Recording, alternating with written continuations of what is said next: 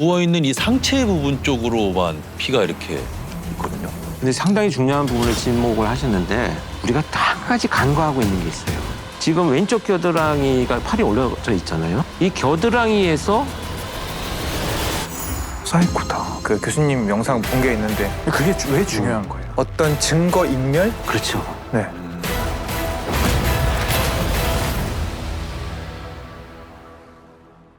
대한민국 1호 프로파일러 권일영 교수님과 함께 사건의 결정적인 증거를 찾는 시간이죠. 스모킹건 시즌2 두 번째 시간을 맞이하게 되었습니다. 교수님 안녕하세요. 네, 안녕하십니까. 오늘은 새로운 얼굴이 또 오셨죠? 이석훈님 안녕하세요. 안녕하십니까. 안녕하십니까.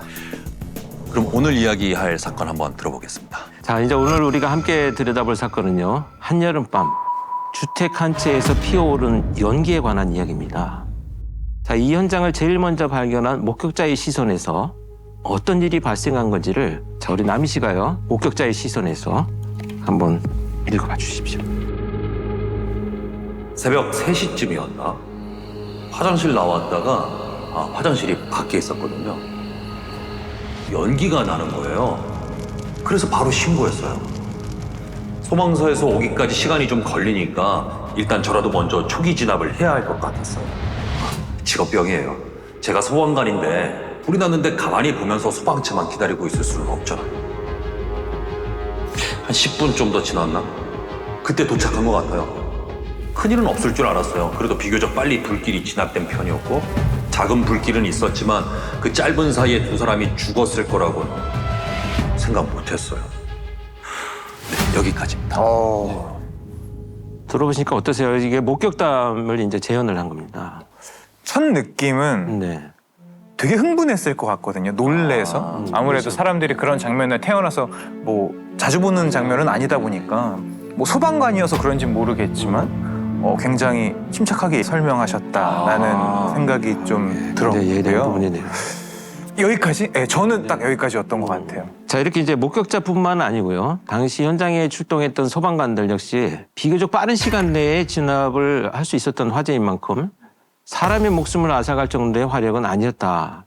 이제 이렇게 판단을 했습니다. 10분이면. 그런데 문제는 이제 화재를 진압한 이후에 내부를 확인하는 과정에서 그 해당 집에 거주하고 있던 노 부부 두 분 다 사망한 채로 발견이 됐습니다. 자, 그렇다면 과연 화재로 인한 사망이었느냐, 다른 사망의 원인이 있었겠느냐, 이것을 이제 확인해봐야 됩니다. 한 단독주택에서 불이 났습니다. 화재 당시 집안에 있던 63살 A씨와 부인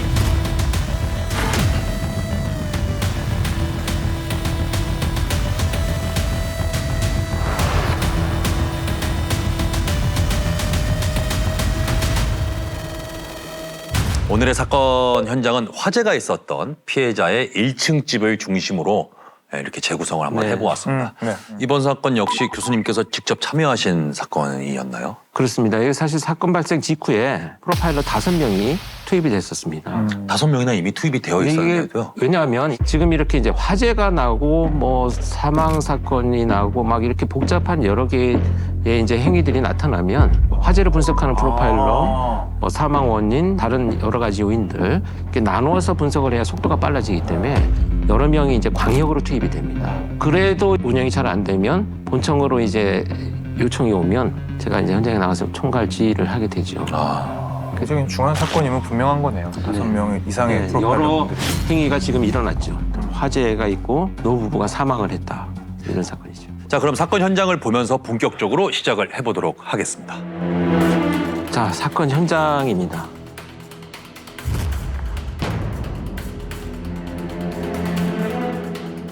자, 우리가 이제 같이 보고 있는 이 그림은 사건 현장의 1층 도면입니다. 이 사건 같은 경우에는 2층 단독주택에서 불이 났습니다. 네. 그다음에 불길이 2층까지 번지지는 못하고 1층만 소외시킨 이런 상태에서 소방관들이 출동을 해서 이제 화재가 진압이 된 이런 상황이죠. 자, 이 도면만 보고 읽어낼 수 있는 상황이 지금 어떤 것이 있을까요?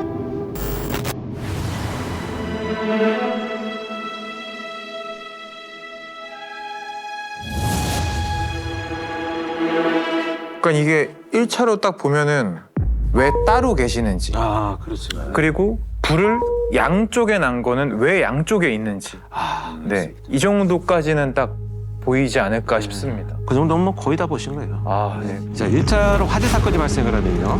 이게 방화인지 전기 누전이나 이런 다양한 사고로 인해서 불이 난 건지는 모르는 상황이니까 가장 먼저 감식을 하는 건 이제 화재에 관한 사항이죠. 네.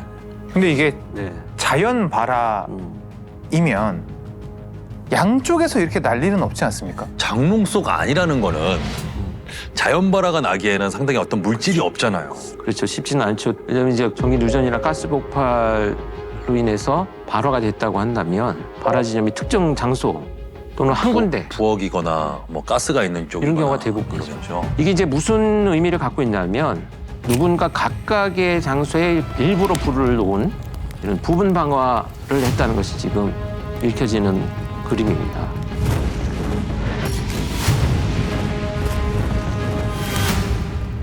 자, 그렇다면 이제 누군가에 의한 고의적 방화라고 한다면 애초에 불을 지르려고 들어온 건지 아니면 어떤 상황에 의해서 계획에 없던 불을 지르게 된 것인지 이런 것들을 이제 추론할 수 있는 단서들이 있어요.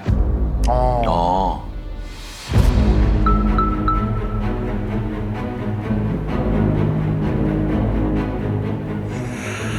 우발적이었지 않았나. 저는 그렇게 생각하는데 불이 목적은 아니었다. 네, 불은 목적은 아니었다. 네.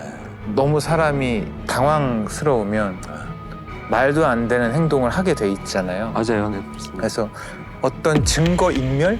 아, 네. 네네. 그 방어를 하지 않았을까라는 생각이 단순하게 들기는 합니다, 지금. 네. 근데 상당히 중요한 부분을 지목을 하셨는데 결론부터 말씀드리면 석훈 씨 추론대로 방화는 범인이 최초 목적이 없었던 걸로 일단 보여집니다. 네. 네. 왜냐하면 이 범인이 불을 지르기 위해서 사용한 거라고는 현장에 있던 가스라이터, 그러니까 현장에 있었던 물건들을 이용해서 불을 질렀다. 그렇다면 결국은 범인의 입장에서는 불 자체가 계획은 아니었을 것이다. 그게 왜 중요한 거예요? 그렇죠. 그게 왜 중요하냐면 목적이 어떤 것이냐를 찾아야 수사가 방향을 잡습니다. 이게 사람이 목적이냐, 불이 목적이냐. 그 불을 질러서 살해가 목적이냐, 상황에 따라서 범행의 동기가 다 달라져요. 그러게. 그래서 그거를 찾는 것이 프로파일을 가장 먼저 해야 될 일이죠. 그렇다면은 방화가 주 목적이 아니었다면 피해자의 시신의 상태를 한번 좀 찾아봐야 될 것 같은데요. 자, 거실 앞에서 이제 그 장건방 앞에 쓰러져 있던 것은 남편이었어요. 네. 그다음에 오. 예, 남편. 당시 이제 상황을 좀 설명드리면 남편은 화장실 앞에서 이렇게 발견이 됐습니다. 네. 아내가 이제 안방에서 잠을 자고 계셨던 이런 상황이고요. 사건 발생 시간이 신고된 걸 보면 이제 새벽 3시경이니까 두 사람 다 이제 잠을 주무시던 상황이었다 이렇게 추정이 되죠. 이건 지금 네. 자, 석훈 씨가 이제 게스트로 오셨으니까 네. 자, 여기 상황에서 지금 의심스러운 것들.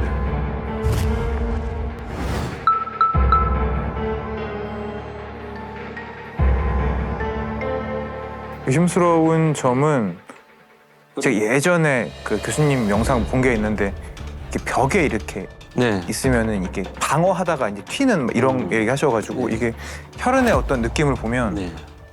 네, 많이 이제 방어해야 돼. 많은 몸싸움이 좀 있었다. 네, 몸싸움이 있었다. 네. 방어하려고 하는. 되게 중요한 지점을 지금 이제 설명을 하셨어요. 외견상으로 볼 수 있는 가장 쉬운 눈에 띄는 거는 뭐냐면 피해자의 피가 흘러내린 게 없어요.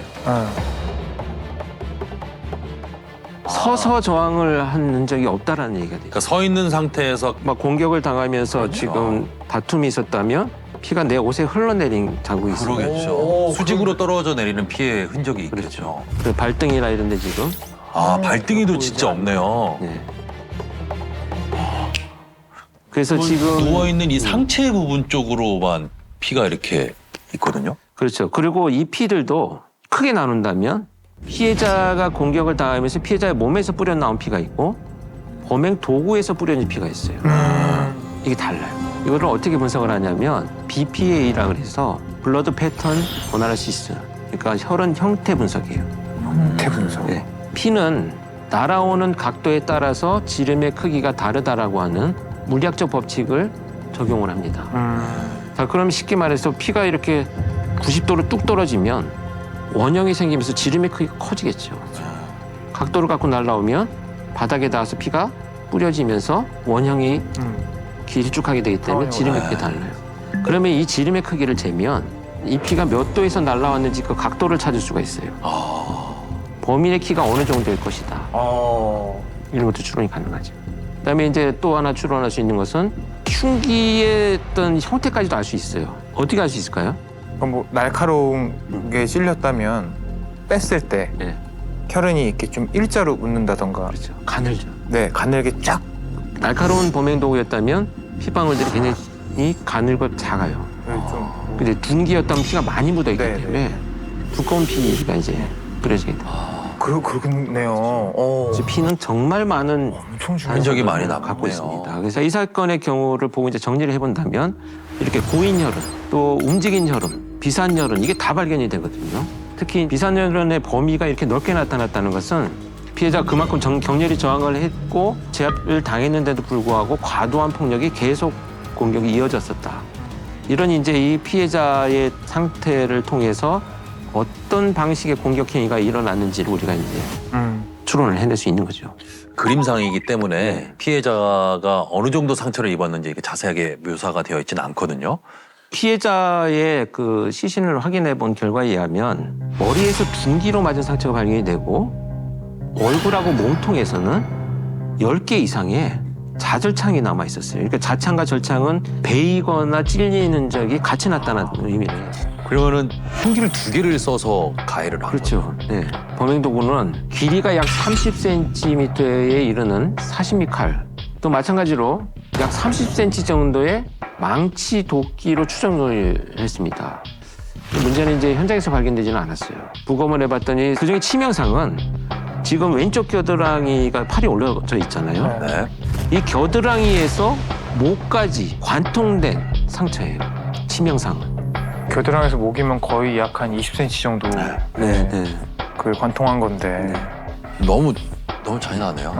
끔찍하네요. 진짜. 거기가 치명적인 부위라는 걸 범인이 노리고 혹시 공격을 한 걸까요? 근데 사람이 쓰러져 있는데 위쪽으로 혈흔이 튀어 있죠. 네.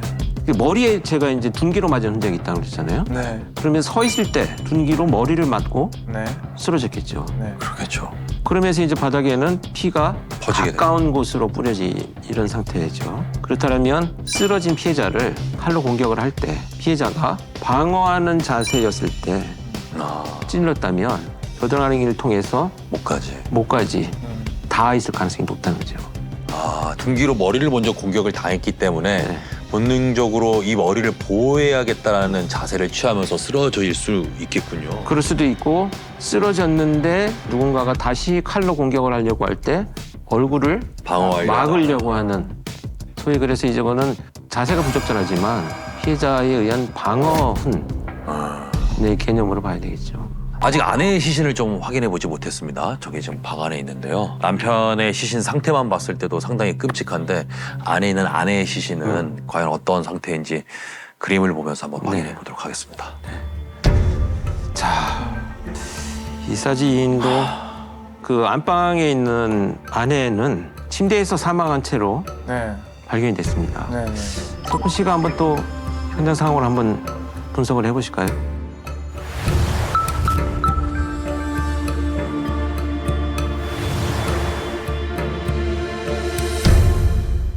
일단은 저희가 도면에서 봤듯이 방화로 인한 그을음 자국이 지금 장롱에 있고 그리고 역시나 이 혈흔의 흔적들이 많이 보이는 것 같습니다. 자, 그러면 이번에는 이제 남편의 시신이 발견된 거실 상황과의 이제 현장과의 차이점 이것을 위주로 해서 현장을 좀 읽어보면 두 현장에서 나타나는 가장 큰 차이점은 혈흔의 위치입니다. 네. 남편이 발견된 현장에서는 높은 위치에서도 혈흔이 발견됐는데 아내가 발견된 안방에서는 혈흔이 시신 주위로 아주 낮게 피해자의 머리 부위에서 20-30cm 정도에서만 피가 발견됐습니다. 그러면 깨어있는 상태는 아니었던 거네요. 화재 발견 시간이 일단 새벽 3시니까 집안에서 사건이 발생할 시간도 그러겠죠. 그 시간 근처라고 본다면 일반적으로 이제 잠이 들어있는 시간이니까 결국 이제 누워있는 상태에서 공격이 진행됐고 저항이 없거나 있다고 하더라도 이미 저항할 수 있는 의식이 없었다 이렇게 이제 추론이 되겠죠. 그러면 아내의 시신에 남아있는 상처는 어느 정도였는지 한번 확인해 볼 필요가 네. 있을 것 같습니다. 남편하고 마찬가지입니다. 머리 부위에 둔기에 의해서 가격을 당한 상처가 있고요. 얼굴과 목, 가슴 이런 데에는 역시 10여 군데 이상의 아휴. 다절창이 발견이 됐어요. 이 사건의 경우는 범행 도구가 두 개인 거는 그러면 그렇죠. 확실하고요. 네네. 네. 피해자가 양쪽으로 있기 때문에 그러니까 망치, 그러니까 둔기를 든 사람, 날카로운 칼을 든 사람 두 명의 가해자가 있을 수도 있다는 생각도 들고요. 맞아요. 근데 범행 도구가 두 개라고 해서 두 명이다라고 단정할 수는 사실 없는 부분이죠. 저는 한 명이라고 생각을 합니다. 왜요?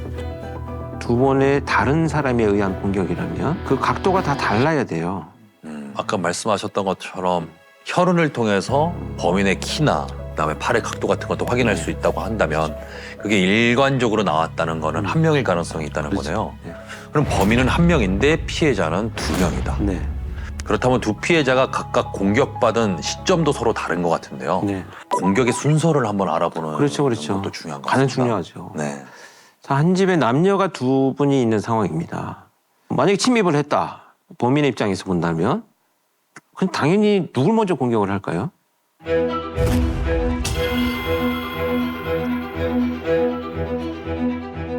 가장 남녀가 강한 있다면. 사람, 그렇죠. 남자.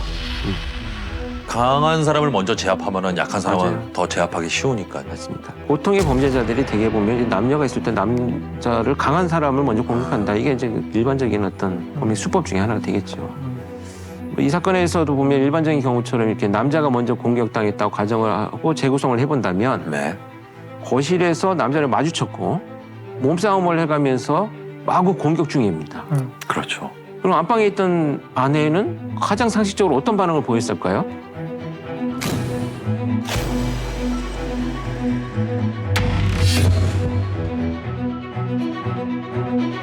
무조건 이 정도의 혈흔이 발견될 정도면은 인기척이 깰 것 같거든요. 그렇죠. 깨서 나오거나 같이 싸우거나 아니 무서워서 진짜 뭐 가만히 이렇게 덜덜덜. 그럴 수도 있었던 거야. 있으면은 경찰에 신고라도 할 수 있었어요. 그렇죠. 뭔가 어쨌든 그건 조치가 있어야 돼요. 네네. 그렇죠. 근데 하지만 안방에서 발견된 아내의 시신이 말해준 당시 현장 상황은 침대에 누워있던 상태. 그대로 사망을 했고요.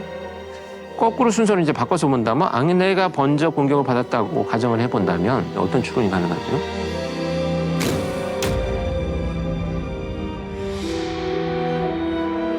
아내가 안방에서 공격을 하면서 작지만 비명 소리라든지 그런 소리가 났을 때 남편이 일단 작은방에서 이 시간에 있어서는 안 될 소리를 듣고 이제 나와서 반응을 했고 안방으로 이동하는 중에 놀란 범인과 이제 마주쳐서 공격을 당했다 이렇게 추론을 하는 게 이제 합리적이죠. 아.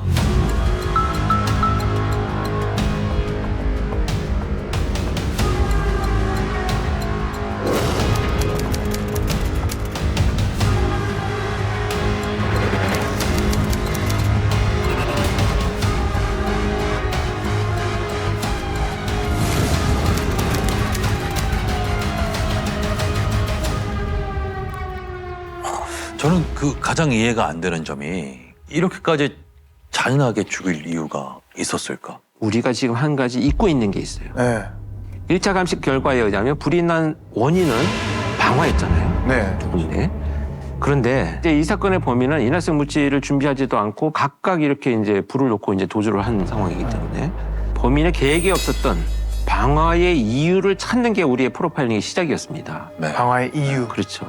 만약에 살인이 목적이었고 살인을 저지른 이후에 방화로 증거인멸을 해야 되겠다라는 계획이 있었다면 방화를 하는 인화성 물질이 있었어야 돼요. 그렇죠. 예. 그러네요. 예, 맞네요. 이게 의미하는 바가 과연 뭘까? 방화로 증거를 인멸해야 될 상황이 예기치 못하게 발생을 했다라고 한다면 살인도 예기치 못한 상황에서 발생한 우발적인 범행이 아니었을까? 이런 가설이 이제 설정 가능하죠. 자, 이때 할 수 있는 게 뭘까? 과연 현장에서 놓친 건 없나? 이런 것들을 이제 확인을 해봐야 되겠죠.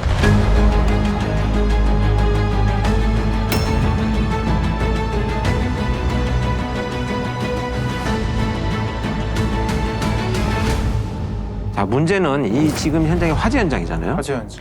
그만큼 이제 훼손되는 증거가 많아요. 그래서 눈에 이제 쉽게 보이지 않는 증거들이 굉장히 많은데 이런 현장들은 한 번에 감식이 끝나는 게 아니고 몇 차례 며칠씩 감식을 합니다. 어떻게든지 흘리거나 빠지는 적이 있는지를 폴리스 라인을 쳐놓고 팀별로 돌아가면서 계속 이제 교차 감식을 하게 되는 경우들도 있어요. 근데 여기에 재감식을 하는 과정에서 지나칠 뻔했던 혈흔이 추가로 발견이 됩니다.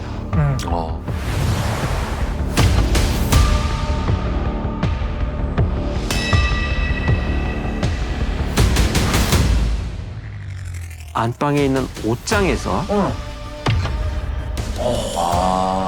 추가 혈흔이 이렇게 발견이 됩니다.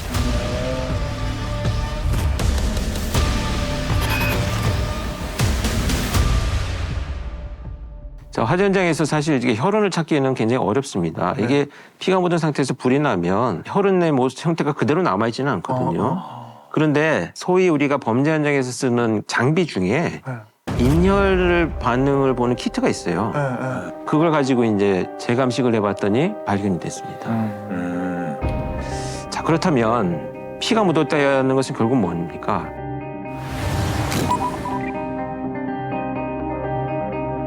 상식적으로 생각을 해도 지금 두 분이 이렇게 공격을 당하고 쓰러져 있는데 서로 일어나서 누군가 장롱을 만졌을 가능성은 뭐 전무하다고 본다면 당연히 옷장에 혈흔을 남길 수 있는 사람은 범인이죠. 네.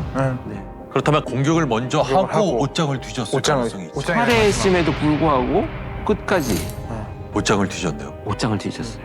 자, 그렇다면 이제 순서가 어떻게 되죠? 자, 지금 살인, 그럼 옷장 물색, 방화 과정으로 순서대로 이제 배열이 됩니다.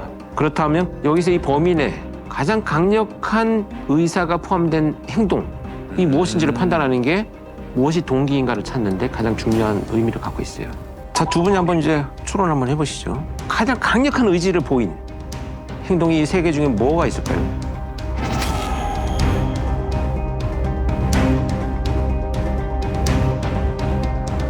아무래도 물색 아닐까요? 맨 마지막까지 장롱을 본 거 보면. 네. 네. 자, 이 사건의 경우 범인은 이제 살해 전에도 물색의 행동이 아마 있었을 가능성이 있죠. 그러다가 피해자들과 그럴 수도 있죠. 조우됐을 가능성이 높고 그 과정에서 이제 과도하게 피해자를 공격해서 우발적으로 피해자들을 살해하게 되고 다시 물색을 하고 그렇죠. 맞습니다. 마지막에 나가면서 불을 질렀다. 그러면 이제 불을 지르는 행위와 살인 행위는 사실 부수적으로 일어난 행위고 그렇죠. 그보다 더 중요한 이 사람의 목적은 물색이라는 것입니다. 수면 위로 올라오게 되는 거죠. 그렇게 나열하고 가장 중요한 걸 먼저 찾으니까 이 사건의 순서도 정리가 되네요. 그렇죠. 동선도 정리가 되고. 그래서 프로파일링이라는 게 사실 이렇게 어떤 범죄자의 심리에 대해서만 분석하는 게 아니고 이런 과학적인 바탕들이 재구성이 되어야만 수면 위로 올라오는 동기가 뭐냐. 이렇게 이제 접근을 하는 거죠.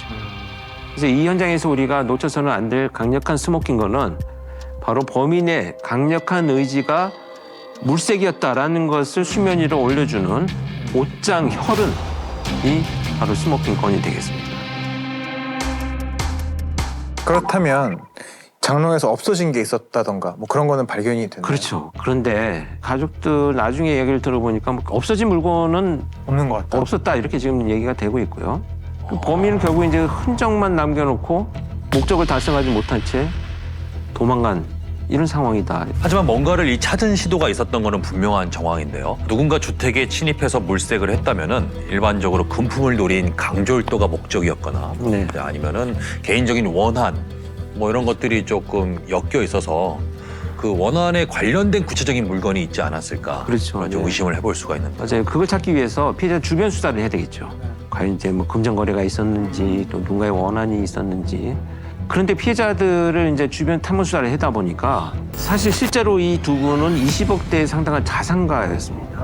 피해자들이 소유한 그 토지 근방으로 아파트가 건축될 예정이다 이런 소문이 있어가지고 아, 부동산 관련된 뭔가 문서를 노리기 위함이 아닐까. 그래서 이제 일단 토지 소유주를 뭐 상대로 해서 49명을 대상으로 대대적인 수사를 진행했지만 사실 이제 용의자로 특정한 사람은 나타나지 않았어요. 그 꼭 원한을 가진 사람이 아닐 수도 있지 않을까라는 생각이 드는데 앞에서 말씀해 주신 것처럼 금품을 노린 단순 강절도 범이었을 수도 있겠네요. 있어요, 네. 있죠. 자, 그래서 아까 제가 이제 여러 명의 프로파일러들이 합동 분석을 한다고 했잖아요. 제가 가장 먼저 주문을 하는 게 뭐냐면 이 장소를 중심으로 지역에서 지난 뭐 몇 개월간 침입과 관련된 범죄가 발생한 게 있었는가. 아, 유사한 범죄가 있었어. 예. 이런 것들을 이제 확인을 합니다. 근데 이 동네는 애초에 이 집뿐만 아니고 지난 3년간 강제월도 사건이 아예 발생한 흔적이 없어요. 근데 문제는 뭐냐면 이 사건이 나기 바로 2주 전 이 현장에서 걸어서 한 5분 정도 떨어진 2층짜리 고급 주택이 하나 있었는데 거기에 주거 침입을 시도한 사건이 하나 발생했던 흔적이 있었습니다. 신고된 흔적이. 그것도 새벽 3시. 아, 시간도 비슷하네요.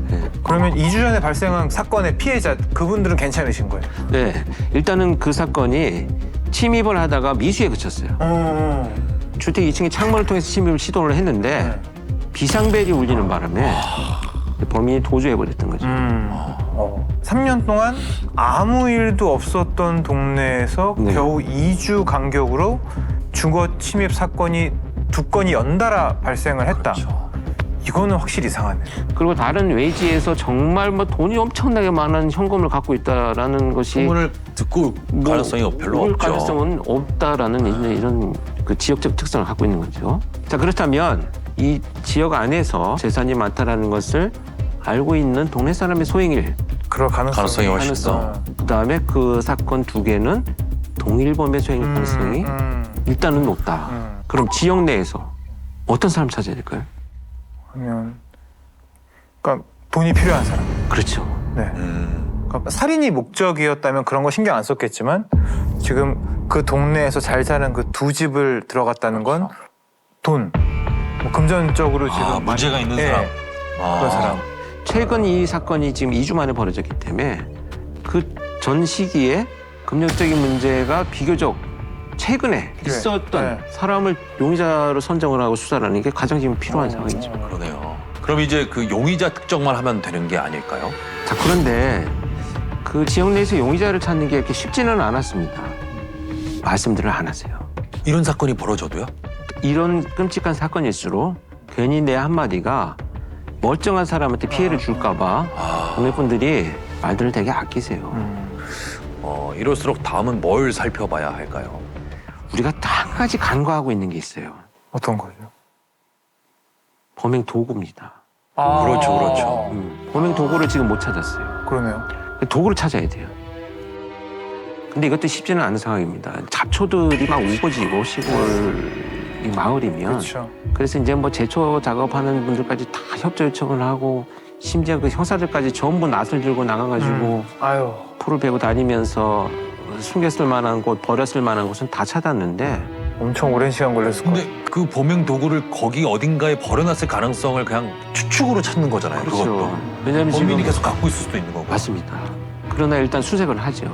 근데 꼬박 그렇게 9일 동안 수색을 한 결과 찾아냈어요. 아, 이 피해자의 거주지에서 한 300m 떨어진 도로변 숲속에서 찾아냅니다.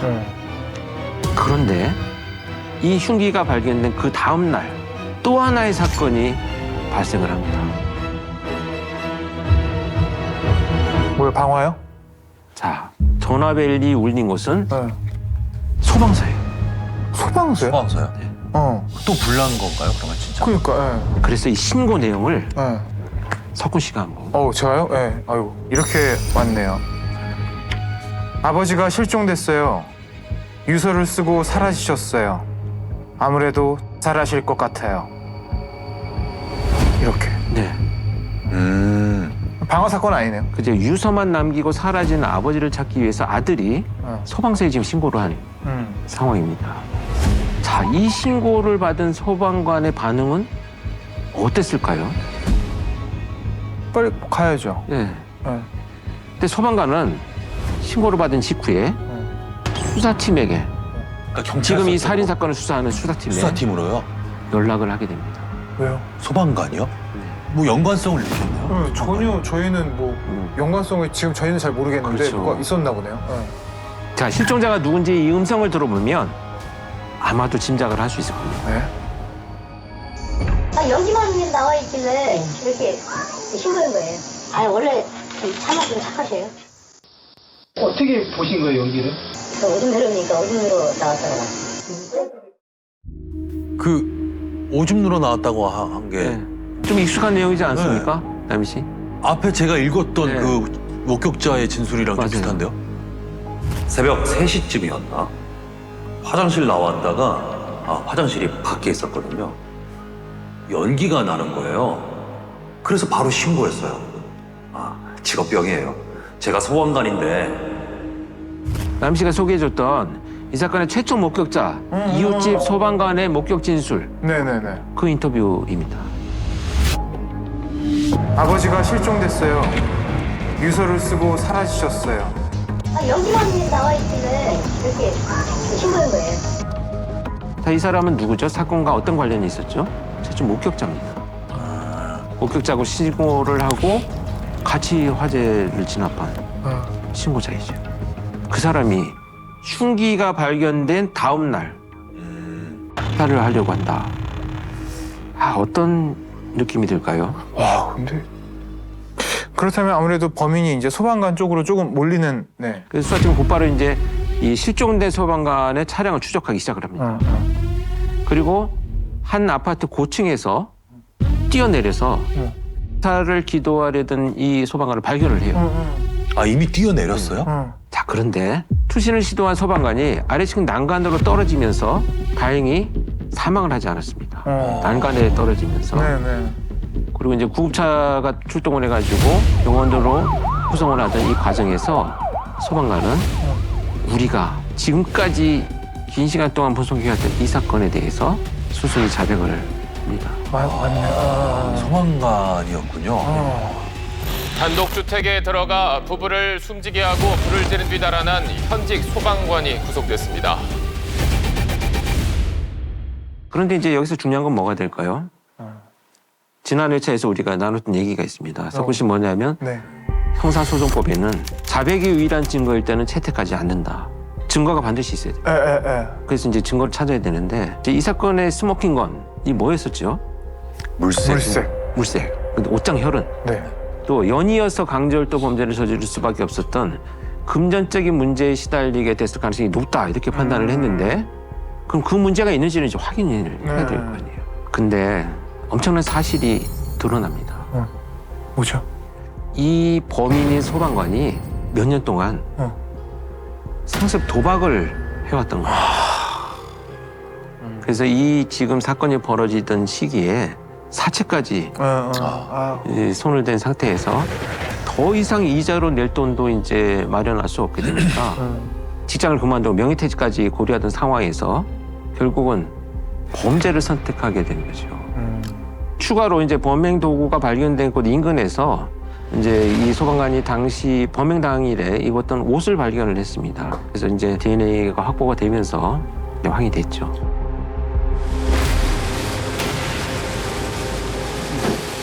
죄송합니다. 죄송하다는 드릴 말씀이 없습니다. 불을 왜 지르신 거죠? 미안합니다. 미안합니다.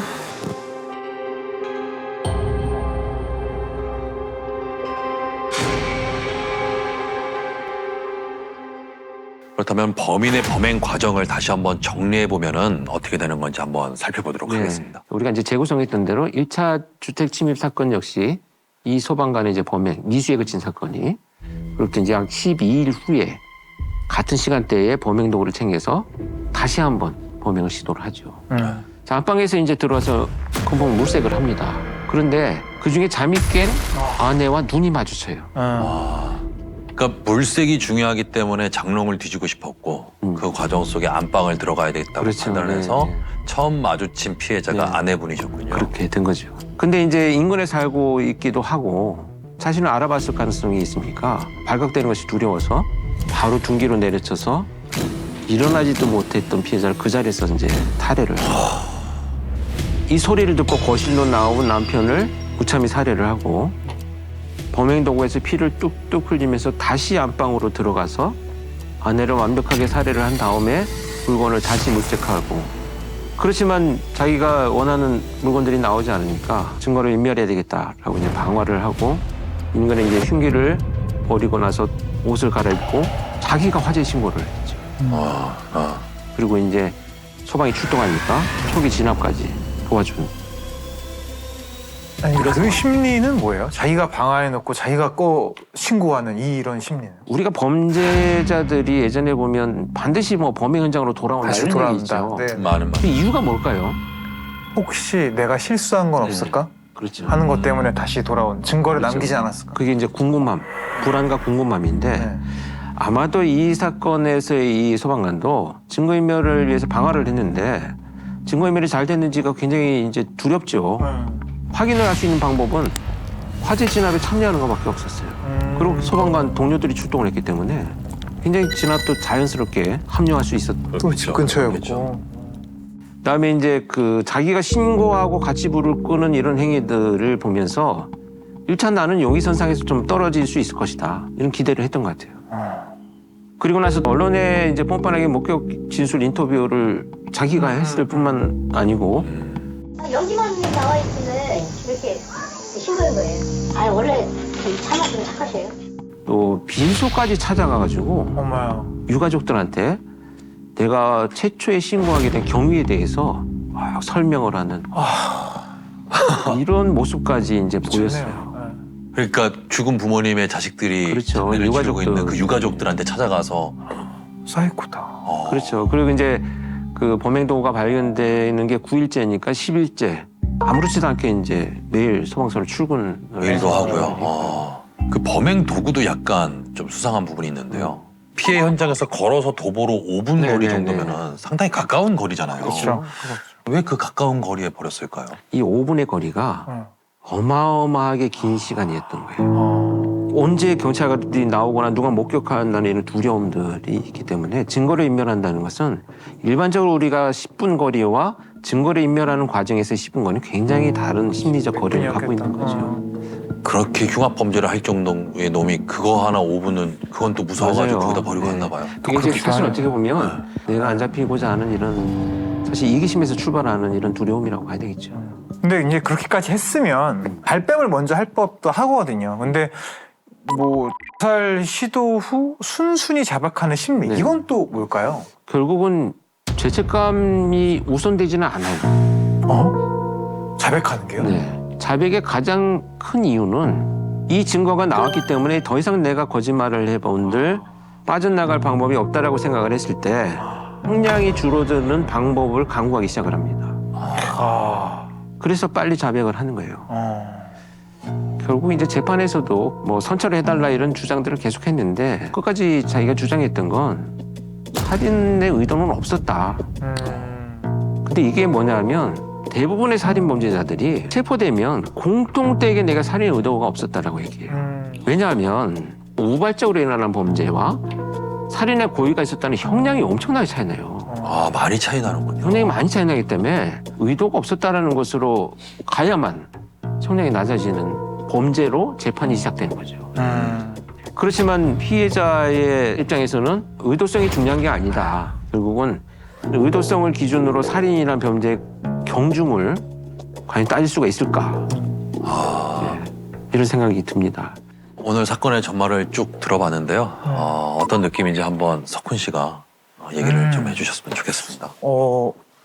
사실 이런 얘기를 평상시에 누구랑도 할 수 없는 맞아요. 이야기잖아요. 맞아요. 교수님 계시니까 들을 수 있는 거였는데 들으면서도 사실은 굉장히 좀 아파요. 네. 그러니까 왜 이런 일이 우리한테 일어나고 그렇죠. 네. 그 사람은 왜 이런 범죄를 저질렀으며 등등의 생각이 되게 많아지는 시간이었던 것 네. 같아요. 저는. 석훈 씨 오늘 나와서 네. 또 무거운 사건 이야기를 네, 네. 같이 풀어갈 수 있어서 너무 네. 고맙고요. 영상을 보시는 여러분들도 가슴 아픈 사건이었지만 우리 사회에서는 다시 안 일어나도록 같은 마음으로 아마 참여를 해주셨을 것이다 생각을 합니다. 네. 그럼 인사드리겠습니다. 다음 시간 다시 이렇게 또 찾아뵙도록 하겠습니다. 석훈 씨 오늘 나와주셔서 너무 감사합니다. 고맙습니다. 네, 네. 고맙습니다. 네, 여러분 그럼 안녕히 계십시오.